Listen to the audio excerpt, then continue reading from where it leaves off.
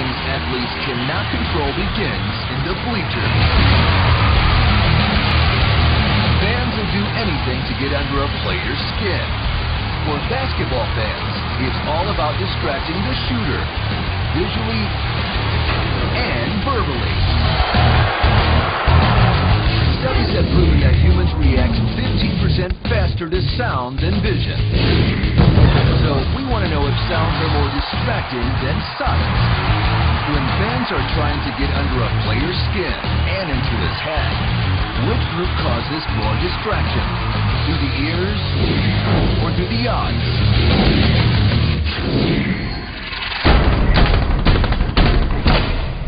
To find out, we devised a diabolical experiment we call distraction. Our guinea pig is Brandon Heath, an elite college guard who plays for the Aztecs of San Diego State University. He's used to distractions.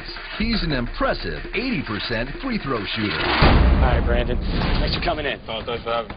All we want you to do is to concentrate on making free throws. You in the basket, cool customer, just like practice. What we're going to do is we're going to wire you up with a heart rate monitor, and we're going to keep track of how many free throws you make. First, we set a baseline, 10 free throws. No visual or auditory distractions. A free throw should be easy. After all, it's free. It's a pretty big target. The 18-inch diameter of the hoop is almost twice as wide as the ball. How hard can it be? After all, the world record for consecutive made free throws wasn't made by a professional player, even a college player. The record was set by a 71-year-old podiatrist. The Foot Doctor nailed 2,750 in a row. That's a basket every 15.7 seconds for 12 straight hours. That record was set in a mostly empty gym with few distractions. Same for Brandon in our lab. And old Doc Amberry's record is in no jeopardy. Brandon goes 9 for 10, above his personal average. With a baseline established, 90%, and a pulse of 69. Still kind of cool. 69. It's time to add the first variable. Visual distractions. In our lab, an unruly crowd isn't enough. We want to really get under Brandon's skin, so we're going to pile on the visual distractions to make sure we achieve complete visual overload. It's known as sensory saturation. We fire up strobe lights, unleash the fans, and most importantly, we send in the clowns.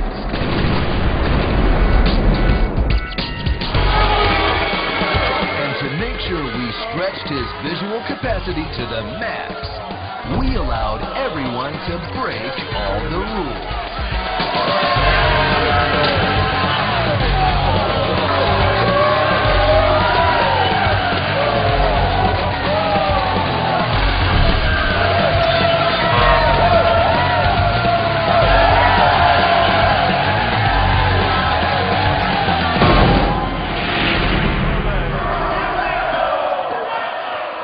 What was the biggest thing that was distracting you out there?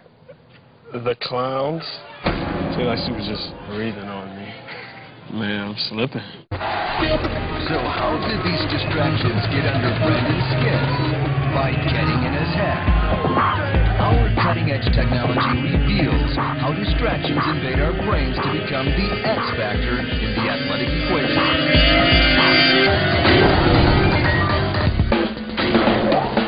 A free throw requires very little physical effort, about 4.9 newtons of energy, equivalent to raising a cold beverage up to your mouth 5 times. So physically, not so tough. Mentally, a different ball game. Our eyes can handle visual distractions by focusing intently on what we want to see.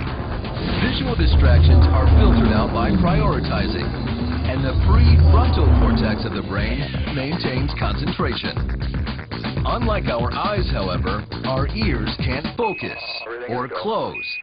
We've got no defense mechanisms against what we don't want to hear. Rising distractions register in a different part of the brain, the parietal cortex.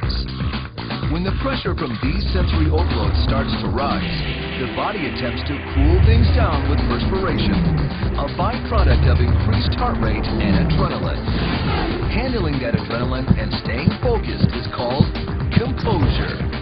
If he can't control himself in the battle against distractions, he doesn't have a shot. So how did he do? With flashing strobe lights, screaming fans, and a hot clown in his face. Brandon went from his baseline of 9 for 10 successful free throws to only 7 for 10. So these visual distractions lowered his success rate by 20%. Now that we've overloaded Brandon's eyeballs, let's test how his ears handle distractions. Even though our fans were making noise, they weren't making arena-level noise. And that's the level we need to test. How will we do when we assault his ears? Coming up next on Sports Science, Out of Control.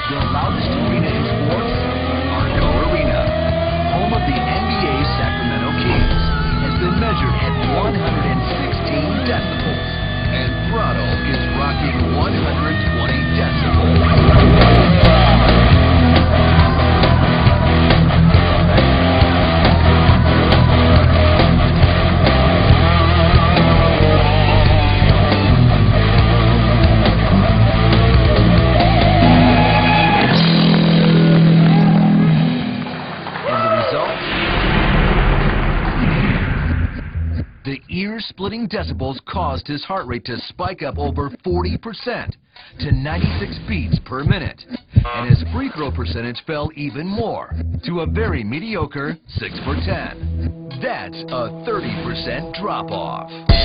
So is sound more distracting than vision? With visual distractions, Brandon, who started with a 90% baseline, was 7 for 10. With amped-up audio distractions from the line, his success rate fell even more to 6 for 10. So, in our test, distracting sounds got under Brandon's skin more than sights. He's no Dr. Tom Amberry, but he's still better than Shaq. And here's one more tip. Studies have shown that jarring sounds are even more distracting than loud sounds. So next time you're going to a game, remember that a random bullhorn is more distracting than anything visual. And we mean anything.